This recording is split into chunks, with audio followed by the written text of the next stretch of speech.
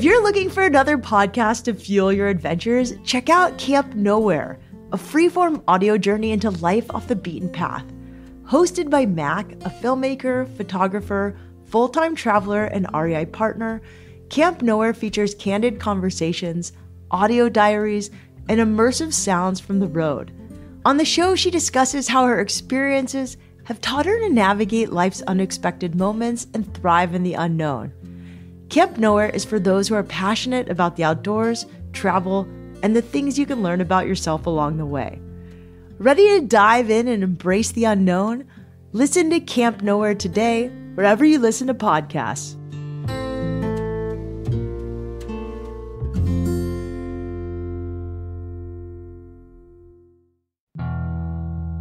You have to really change the frame around what we think is hard and what we think is fun and like what we think is possible.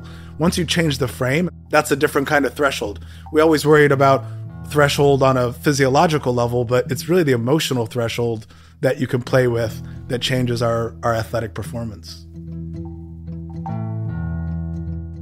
Knox Robinson is one of the most unique running coaches I've ever talked to. He's the founder of the running group Black Roses, based in New York City. It's a small club that trains hard, and they consistently produce high-performing athletes. The Black Roses practice like an elite track team, but instead of practicing at a high-end facility, they use different urban areas like parks, city streets, and local trails as their training grounds.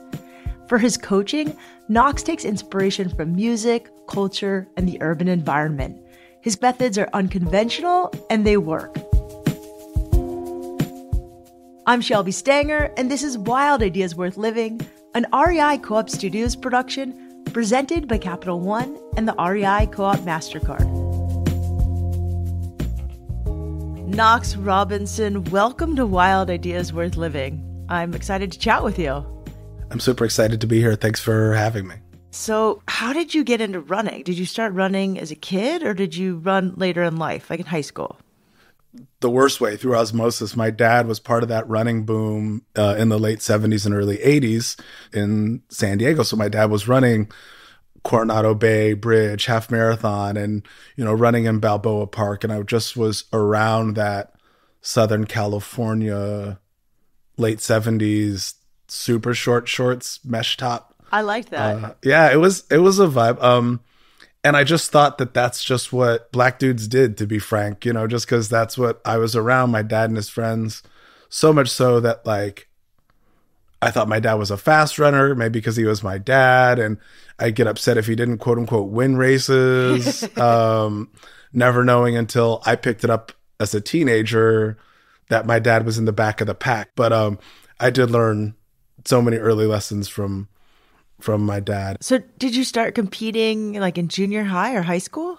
Well, we moved to upstate New York. I had the ill-fated, first cross-country race in 3 feet of standing water, rain and snow the whole time. And, cross-country to a teenager feels like abuse. Yeah. I still don't think, they banned it from the Olympics for a reason. Because it's so hard. It's barely a sport. I probably started running more ardently, at the beginning of high school, my first or second year of high school. So you competed on the cross-country team in New York? Yeah. And were you good, right away? No, I was the slowest kid in the area, the slowest kid on the team, finishing last in races, and then still falling down and collapsing at the finish line in this performative way as if that it had been this massive Herculean effort. I was falling down and fainting like it was, breaking records. And I just chipped away. Over time. And then I guess a lot of kind of romantic sports narratives, I had a moment where I crossed over to the other side into another dimension. And that was kind of a really profound transition in my my early athletics career in high school. What does that mean? And first of all, hold on, back up. Most people who aren't good at running early on, maybe not most, but many people, they don't keep pursuing it. That's not the story I hear often. I often hear the story of the guy who was like number one on his running team. He's really good, really liked it, kept going and going. It felt good because when you're a little kid and you're good at things, like you lean into it. You were dead last and you kept showing up. So what is it about running that hooked you in? First of all, like, you're going to hear, we always hear from the people who are good at stuff, right? There's a lot of people who are in last place in the cross country team. You know what I mean?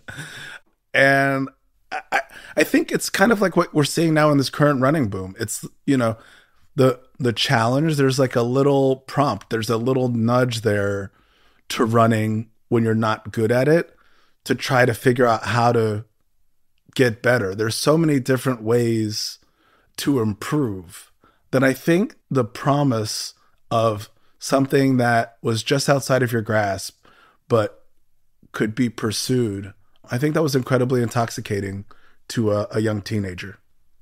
You just said a moment ago that you, like, there was this moment where you crossed into this like vortex, like to the other side. What does that mean? What did that look like? How old were you? I was probably 15 or 16, and I ended the school year with like a terrible, terrible race. Was about to throw in the towel and quit, and was in my feelings, you know, there in the beginning of the summer. And then this coach from a tough school across the tracks, shall we say, reached out to my mentor and was like, hey, what's up with that Robinson kid? Can he come out and run with my guys? This school called Frontier High School outside of Buffalo, New York, was just churning out incredible athletes from, you know, tough circumstances. I mean, one of the guys still has a New York State record for an 8th grader, ran like a 4:14 mile in middle school. This is not a posh, privileged school, right? This is kind of like a tough school in a tough part of town.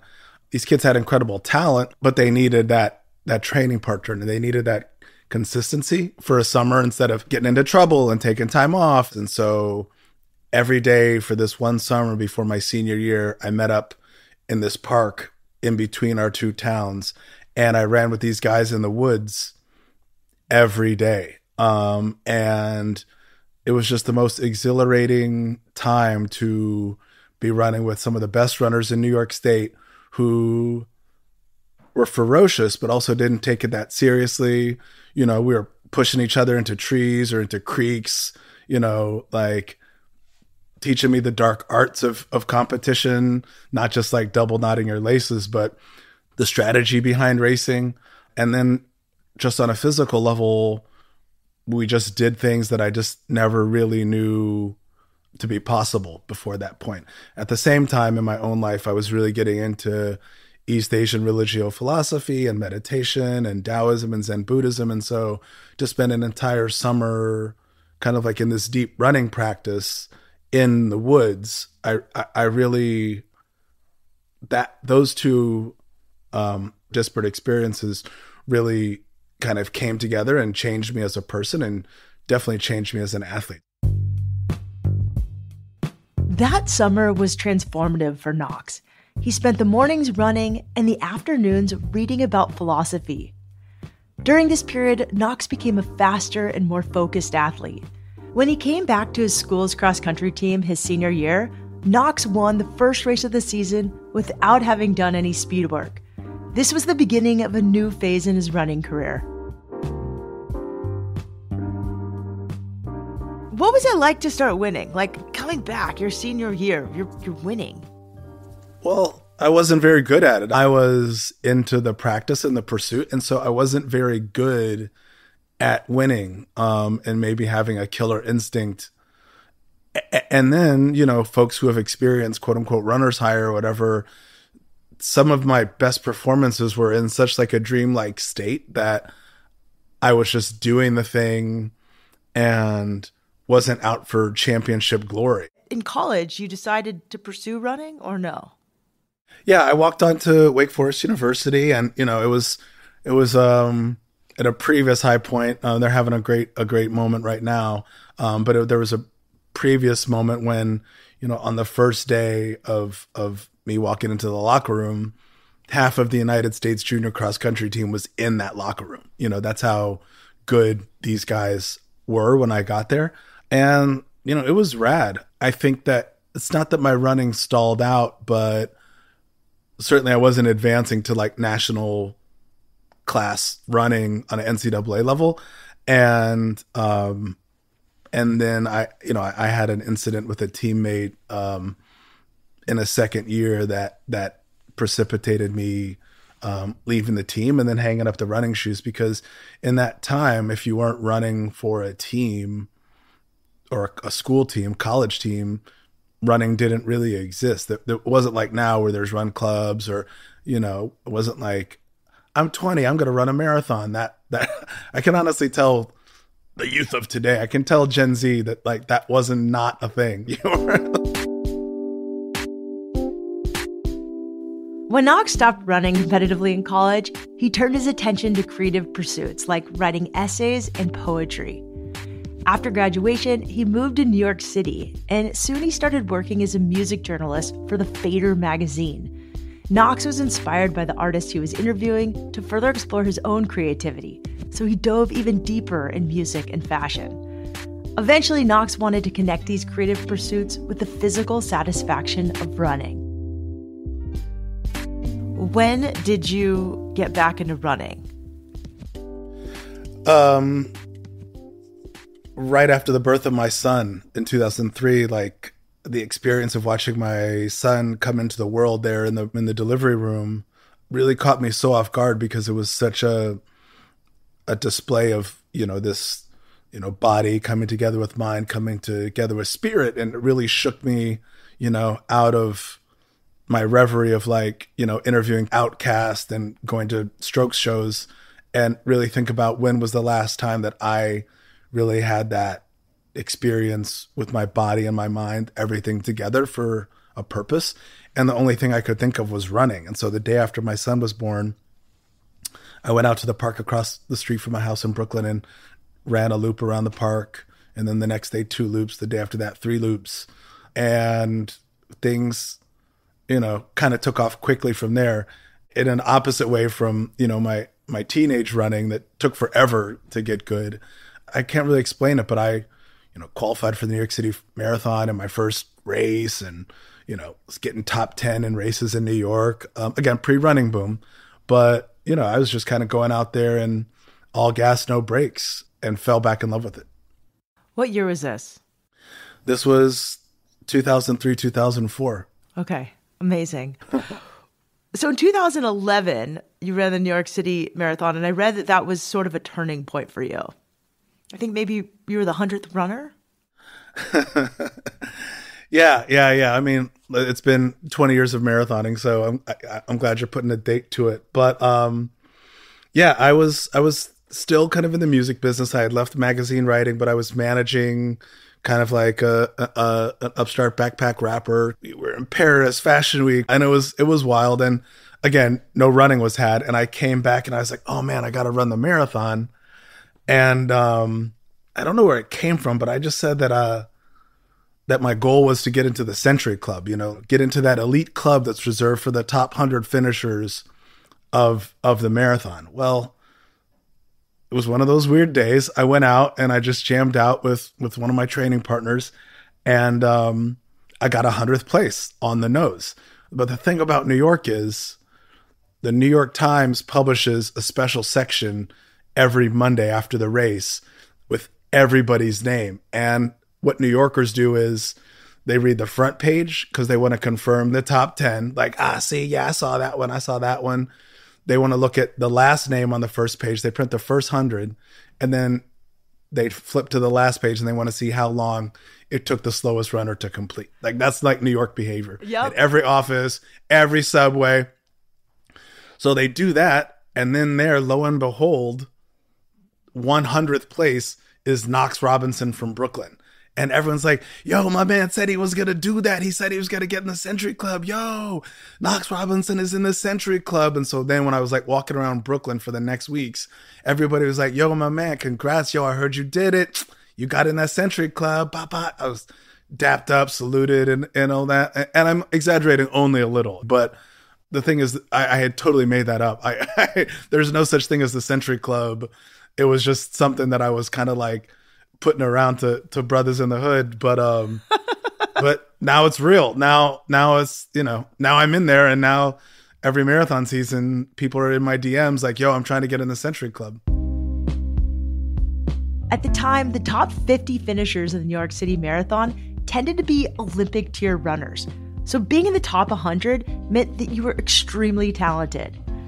Knox's success in that race caught people's attention, and he started getting a lot of questions about how exactly he broke the top 100. All of this interest sparked a new wild idea called the Black Roses.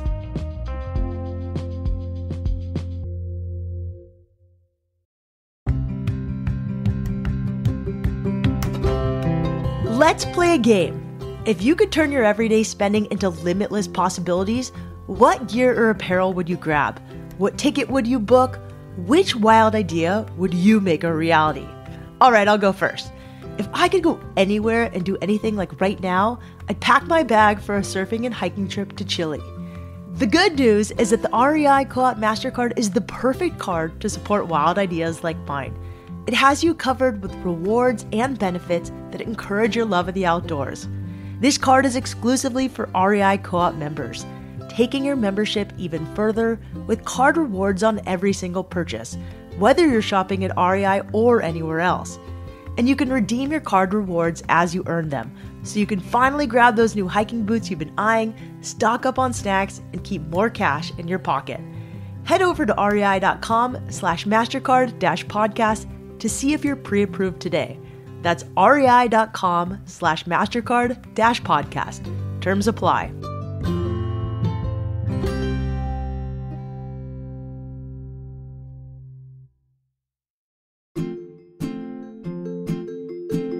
Hey, Wild Ideas hikers, are you ready to upgrade your trail experience? If so, I'm excited to introduce you to the Moab Speed 2 from Merrell. Merrell is the global leader in outdoor and hiking footwear. Their products are stylish, functional, and adaptable in nature, making them a top-tier performance brand. As for the Moab Speed 2, it's a next-gen hiker that keeps your feet feather light and provides the comfort of your favorite sneakers. It has top-notch traction with extra cushioning and stability that helps you go that extra mile. Plus, it comes in some pretty fresh and fun colorways. This shoe truly lives up to the hike. Ha! Get it? So lace up your Moab Speed 2 and meet me on the trail this summer. Visit rei.com or head into your local REI store and grab your pair today.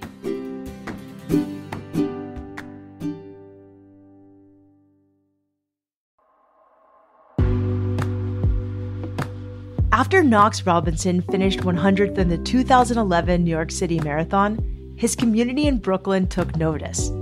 At the time, Knox was already part of a run crew called the Bridge Runners, which infused New York City street style into the sport. The group was pretty casual, meeting weekly for runs around the city. But Knox saw that some members were interested in more intense training and tangible results. He decided to start a new group, which he called the Black Roses. How did you end up starting this run club, the Black Roses Run Club of New York City, which it's such a cool name, by the way? I thank you. I appreciate it. Black Roses started as a group of 30 people who kind of came out of New York City Bridge Runners, and I kind of brought like a more regimented program. Like, this is about getting better in running. We're focused on running, and kind of everything else to the side. You can do that in like a generative and a holistic way. You can do that in a sustainable way, in a non-toxic way. But that doesn't mean that it's not going to be like muscle soreness and hard work, and long runs out in the country getting rained on or snowed on or whatever. So I was kind of bringing that kind of like old school trials of miles of trials kind of mentality to it, to folks who hadn't really had that experience, and bringing them along slowly.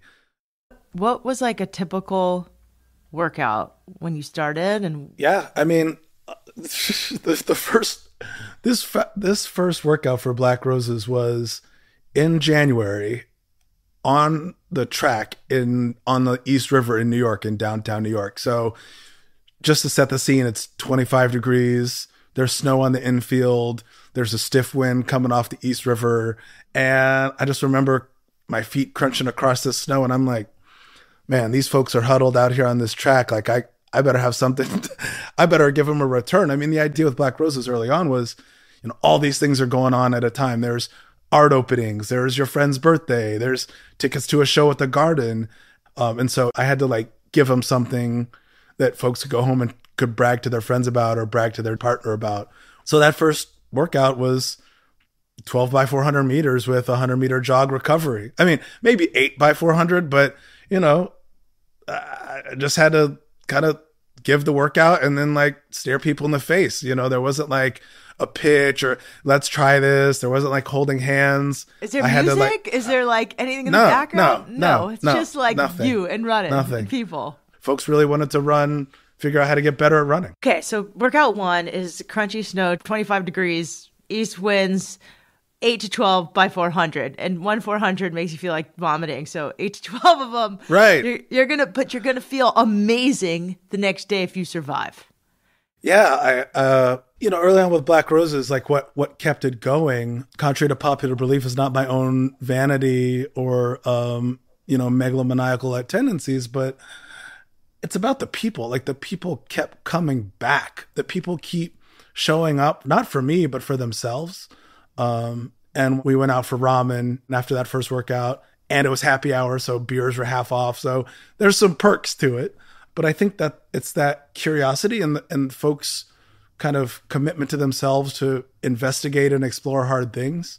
How did folks know about practices? Did you send out a newsletter or an email? Yeah, there was it's also, Black Roses was inspired by, insurgent guerrilla movements of the 20th century. And so the email correspondence would be BCC in all caps and cryptic writing, guerrilla revolutionary communiques, all caps, directions, maybe a quote from a Zen monk or a rapper who shall remain nameless or something to think about. And then the meet, time, and location in very stark quasi-typewriter language. And it drove people crazy, but they kept coming. And these guys are pretty fast. Yeah, Black Roses, I think that there's some folks with some decent PRs. They can scrap, with people in New York City, but there's also people who are getting ready for their first marathon. There are also people who are, training to break a 4 or 5 hour barrier, which is rad. As a coach, I love kind of working with people who are around the 4 hour barrier in the marathon, because that's a conversation that is just the same as around breaking 3 hours or breaking 2:30 in the marathon. Everyone in the Black Roses trains really hard, and some members have become highly ranked runners who travel for international races. One of them is even the world's fastest female marathoner in her age category.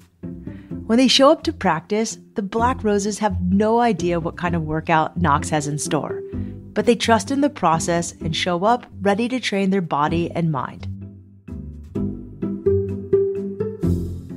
What sets Black Roses Run Club apart from other run clubs today, and how's that vision of what you had for the run club evolved over the years? Yeah, I mean, I love that question. I love how you built up to it, because the answer is I really don't know. And I stopped trying to figure it out. I think that the folks who come to Black Roses are kind of like how Hunter S. Thompson described God's own prototypes. These are weird folks who are incredibly diverse, come from a wide variety of backgrounds, but for some reason they have something inside them, a curiosity, but also a drive. I think, to be frank, I think that a lot of folks also are in search of healing. And I think that a certain kind of long distance running practice has a redemptive healing energy that I think a lot of brokenhearted and a lot of broken folks can find really redemptive. A lot of folks want to be found and a lot of folks want to be seen And I think that the small number of people who have come in and out of Black Roses want to get lost and want to like disappear for a moment before they come back and they go back to like face life's challenges. How do you incorporate the urban environment into your workouts?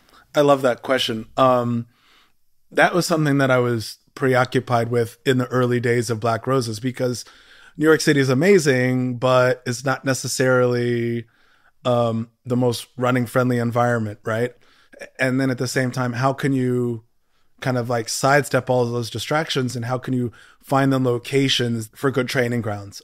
And so when I was living in New York, it was a tireless effort to always find a weird undiscovered park, or, you know, a 1 mile stretch in an industrial district where the road's all torn up so cars can't go down it, you know, to train. And so I was always kind of like having these weird, bizarre, kind of like undocumented training locations that we could have like a focused workout, a focused conversation without a bunch of distractions. And that also was kind of cool as part of the lore and the storytelling of Black Roses, having these weird meetups in these weird locations. Because, you know, kind of coming out of that 70s inspiration, or when you think about these storied running culture elements like the Hash House Harriers. I was going to ask you about that. Like, that was a cool run club in the 80s. In the 70s and 80s, like the Hash House Harriers meeting in like a bar or wherever around the world, whether it's in Beirut or, you know, Paris or Shanghai. You know, those are the kind of things I read about as a kid, and I was like, that's so cool. So it wasn't that Black Roses always needed to meet at like a posh athletics club or needed to meet at like, you know, a well-manicured track. It was, how can I find environments where people can show up, drop whatever they're doing in their busy life, and then just focus on training and then go back to that life. Knox's training methods work. He's seen people go from being middle-of-the-pack runners to making the podium. These days, Knox coaches spin-off groups in LA and London.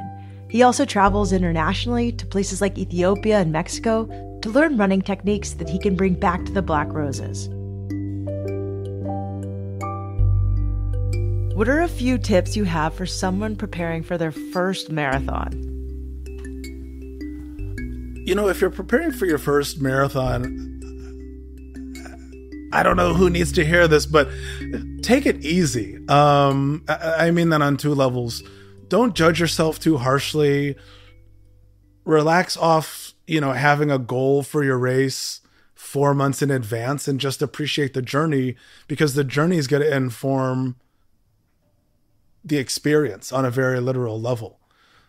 Also, this is the coach speaking, take it easy means calm down with the pace, calm down with the intensity of every run. 80% of your running should be easy jogging. If you're a first-time runner, that can mean walking and jogging. You know, that can mean just moving. That can mean yoga. That can mean cross-training, cycling. Take it easy. What's happening when you're doing that low-intensity training? As they say, it's lit, L-I-T. But low-intensity training is simultaneously promoting recovery from your harder efforts, but you're also constantly recruiting red blood cells and the oxygen carrying capacity of those red blood cells. That's the bedrock of performance in the endurance activities that you've signed up for. So your easy days and your 80% easy jogging efforts are actually making you a better marathon as much, if not more, than this or that hard workout. And really embrace curiosity.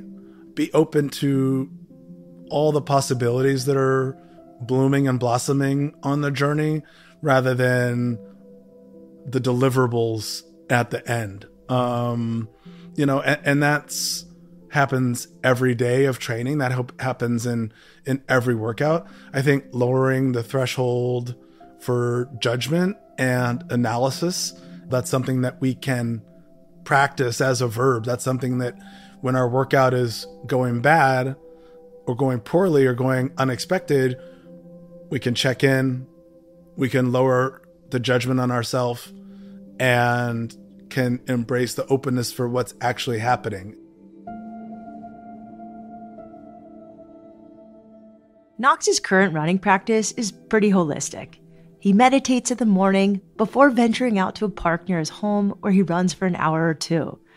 A few times a month, he still does a long run to keep up his endurance and speed. For Knox, it's all about the balance between speeding up and slowing down. If you want to learn more about Knox Robinson, check him out on Instagram at First Run. That's FIRSTRUN. You can also learn more about the Black Roses and the London-based group Hot Boys on Instagram. Their handles are spelled exactly how they sound, and we'll link to them in the show notes. Wild Ideas Worth Living is part of the REI Podcast Network. It's hosted by me, Shelby Stanger, produced by Annie Fassler, Sylvia Thomas, and Sam Piers-Nitzberg of Puddle Creative.